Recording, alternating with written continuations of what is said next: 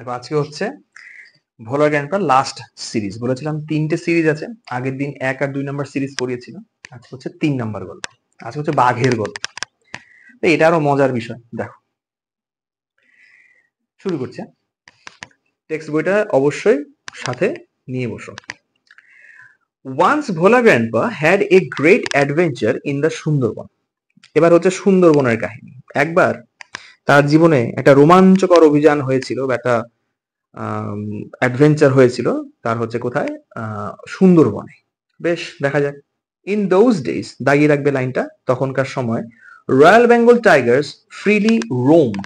Roamed কথার মানে হচ্ছে ঘুরে বেড়ানো। এই রোম কথার মানে হচ্ছে ঘুরে বেড়ানো।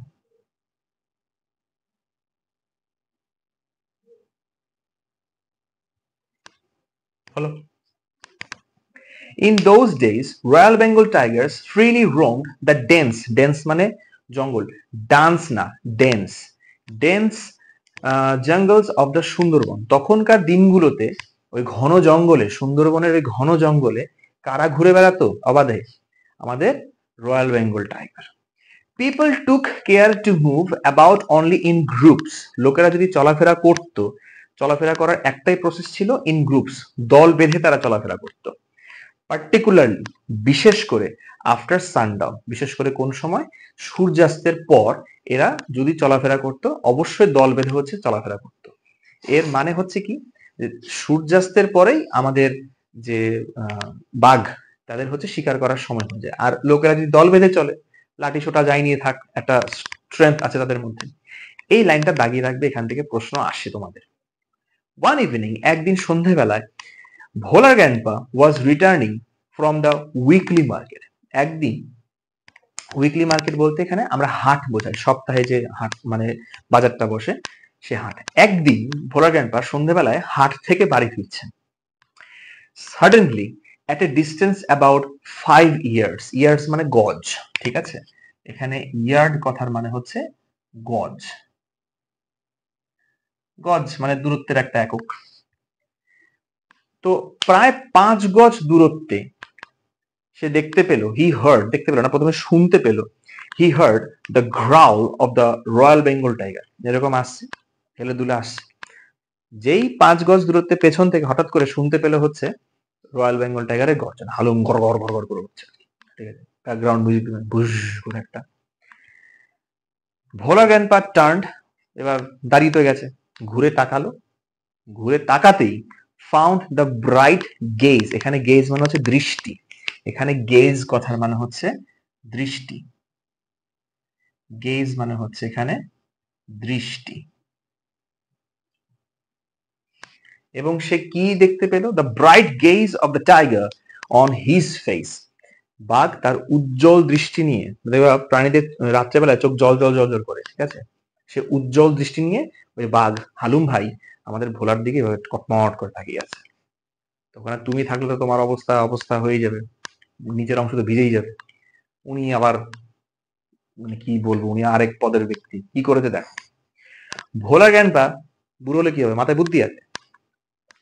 ভোলা grandpa instantly climbed up a nearby tree, banyan tree, বট গাছ। সুতরাং এখানে এই টেক্সটে দুটো গাছের নাম আমরা এখনো পর্যন্ত পেয়েছি, একটা হচ্ছে বোকাল ট্রি মানে বকুল গাছ, আর একটা হচ্ছে বানায়ান ট্রি, সেটা হচ্ছে বট গাছ। যখন এমসিকিউ আসবে, প্রশ্ন ভালো করে বুঝে পড়ে নিয়ে অ্যান্সারটা দেবে। সেখানে বানায়ান থাকতে পারে, বানানা থাকতে পারে, বোকাল ট্রি থাকতে পারে, ট্যামারিন থাকতে পারে। ট্যামারিন মানে তেঁতুল গাছ। কোন সিকোয়েন্সে কি জিজ্ঞেস করেছে সেটা পড়ে তোমাকে বুঝতে হবে। ভোলা গ্র্যান্ডপা ইনস্ট্যান্টলি, সাথে সাথে, একটা বট গাছ ছিল, সেই বট গাছে লাফ দিয়ে উঠে পড়েছে, ঠিক আছে? আগে তো প্রাণে বাঁচি, তারপরে চিন্তা করা যাবে। দ্য টাইগার রোয়ার্ড, বাঘ এবার যেহেতু শিকার ওপর উঠে গেছে, ও গর্জন করছে, হ্যাঁ, গড় গড় গড় করে আওয়াজ করছে। And circled the tree about 100 times, আর ওই গাছকে কেন্দ্র করে 100 বার চক্কর খাচ্ছে। মানে ওকে মেরেই যাবে, এরকম একটা ব্যাপার। তোরা যখন পাইছি আজকে, তোর আমি খাইয়াই যাবো। দেন ইট সেটেল ডাউন আন্ডার এ বুশ, বুশ মানে একটা ঝোপঝাড়। তারপরেই আমাদের বাঘ ভাই, সে কি করেছে, ঝোপের পাশে গিয়ে চুপচাপ ঘিপটি মেরে বসে আছে। Without taking it's eyes of him, কিন্তু ভোলার দিক থেকে, টেক অফ মানে সরিয়ে নেওয়া, ঠিক আছে? Phrasal verbs. ওই ভোলার দিক থেকে সে চোখ কিন্তু সরাচ্ছে না, ওর দিকে একভাবে তাকিয়ে আছে। ঘুরছে ফুরছে সবই ঠিক আছে, কিন্তু ওর দিকে কটমট করে তাকিয়ে আছে। উইথ নাইট ফল, রাস্তা আস্তে আস্তে আস্তে পড়ছে, রাত বাড়ছে। The forest grew dark and silent, রাত বাড়ছে, অন্ধকারও বাড়ছে, চারদিকে নিস্তব্ধ হয়ে গেছে। Bhola grandpa could hear the tiger biting its tail. Bhola grandpa শুনতে পাচ্ছে, তখনও শুনতে পাচ্ছে দ্য টাইগার, যে বাঘ, বিটিং ইটস টেল, তার লেজ দিয়ে বারবার এরকম আঘাত করছে অন দ্য ড্রাই লিভস, নিচে শুকনো পাতা, সেই শুকনো পাতার উপরে লেজটা বারবার এরকম যে আছর মারছে, এরকম মানে বাড়ি মারছে, সেই আওয়াজটা শুনতে পাচ্ছে। এখান থেকে তোমাদের একটা প্রশ্ন চলে আসে যে ভোলা গ্র্যান্ডপা কি করে বুঝতে পারলো যে বাঘটা ওখানেও এখনো পর্যন্ত রয়েছে, মানে how did Bhola Grandpa realize that the Royal Bengal tiger was still there? ভোলা কি করে বুঝতে পারলো যে বাঘ তখন ওইখানে আছে? এই হচ্ছে সেই লাইনটা, এই জন্য বলি এই লাইনটা দাগিয়ে রাখো, প্রশ্ন উত্তরটা পেয়ে যাবে। আসি পরেরটায়, সেটা হচ্ছে আওয়ার্স পাস্ট, এরকম করে ঘন্টার পর ঘন্টা পার হয়ে যাচ্ছে। ভালো কথা। ডন ব্রোক, ডন কথা মানে হচ্ছে ভোর, ঠিক আছে, ডাউন না, ডন। ডন কথার মানে হচ্ছে ভোর, রাত পেরিয়ে ভোর হলো, ভালো কথা, ভোর হয়ে গেছে। উইথ দ্য কুইং অফ ডভস, ডভস মানে ঘুঘু পাখি, আবার সাবান শ্যাম্পু ভেবো না, ঠিক আছে। তো ঘুঘু পাখির ডাকে আস্তে আস্তে আস্তে ভোর হলো, মানে ও সারা রাত ওই গাছের মধ্যেই ছিল, ঠিক আছে। তো কঠিন ভাবো, ওর মধ্যে বুকের মধ্যেই বসেছিল, কি কিভাবে কে জানে, ভগবান জানে।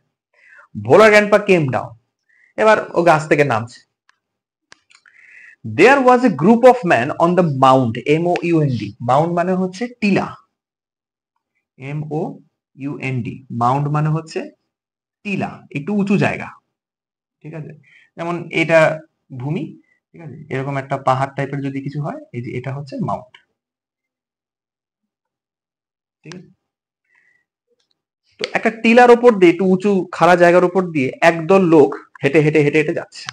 ভোলা গ্র্যান্ডপা ক্লাইম্বড দ্য মাউন্ট, ও গাছ থেকে নেমে এসে ওই পাহাড়ের উপরে উঠলো, একটু উঁচু জায়গায়, যেটা পাহাড় বলবো না, একটু উঁচু জায়গায় উঠলো। And requested the first man, এবং ওই দলের মধ্যে প্রথম যে ব্যক্তিকে সে দেখলো, হি স, প্রথম যে ব্যক্তিকে সে দেখতে পেয়েছে তাকে অনুরোধ করলো for some water to drink, তার কাছে একটু জল খেতে চাইলো, যে বাবু একটু জল দেবে আমায়, ঠিক আছে, সারা রাত্রে ভাবে গাছে কাটিয়েছি, খুব তেষ্টা পেয়েছি গো।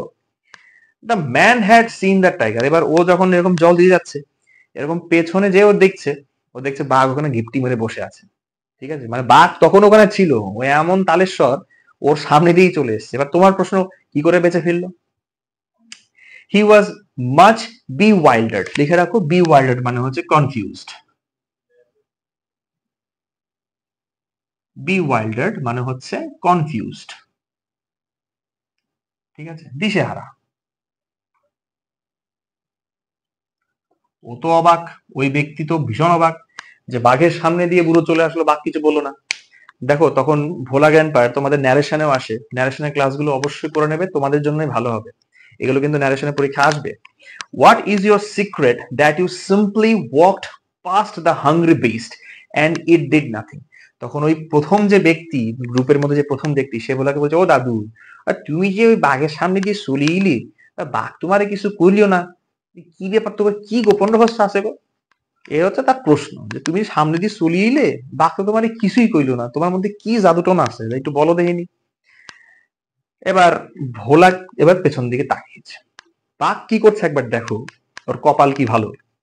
The tiger was stretching it's limb, limb মানে অঙ্গ প্রত্যঙ্গ, দেখবে সকালে বিড়াল বা কুকুর দেখবে এরকম আর মোড়া ভাঙে এরকম বেঁকে বুকে, ঠিক আছে, আমরা যেরকম এরকম স্ট্রেচিং করি।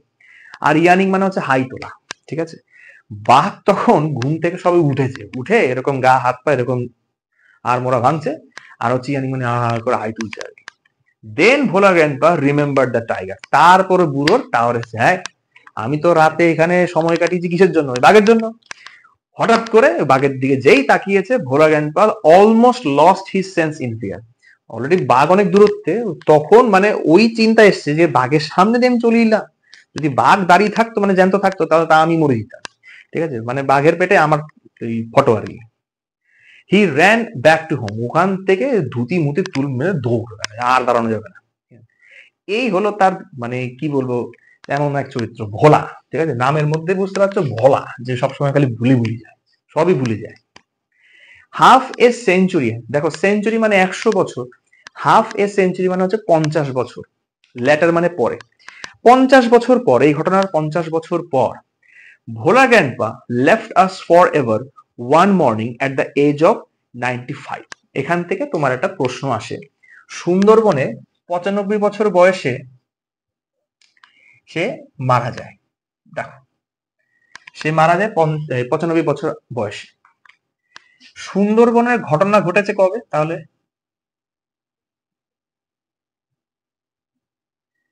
সুন্দরবনের ঘটনা ঘটেছে হচ্ছে ওই ঘটনা, সুন্দরবনের ঘটনার 50 বছর পর ভোলা মারা গেছে। 50 বছর পর মারা গেছে মানে 95 বছর। তাহলে এখান থেকে যদি 50 বাদ দিয়ে দিই, তাহলে হিসাব চলে আসে 45। তাহলে সুন্দরবনে যে ঘটনা ঘটেছিল তখন তার বয়স কত ছিল? 45 বছর। মানে বলতে পারলাম, হিসাব বোঝাতে পারলাম। মারা গেছে 95-তে, 50 বছর আগে ঘটনাটা ঘটেছে, তাহলে এখান থেকে মাইনাস করলে 45 বছর। হিজ 80-year-old ওয়াইফ, তার স্ত্রীর বয়স, স্ত্রীর বয়স হচ্ছে 15, এটা হচ্ছে তার ওয়াইফের এজ। প্রশ্ন আসে দুজনের বয়সের গ্যাপ কত? হিসাব বুঝতেই পারছো, 15 বছর। এগুলো তোমাকে কিছু ম্যাথামেটিক্যাল প্রশ্ন দেবে, ইংরেজির মধ্যে অঙ্ক দিয়ে দিয়েছে, কিছু করার এটা পারবেই। হিজ 80-year-old ওয়াইফ ল্যামেন্টেড, ল্যামেন্টেড মানে কি? বিলাপ করা, মানে শোক প্রকাশ করছে। ল্যামেন্টেড মানে হচ্ছে শোক প্রকাশ।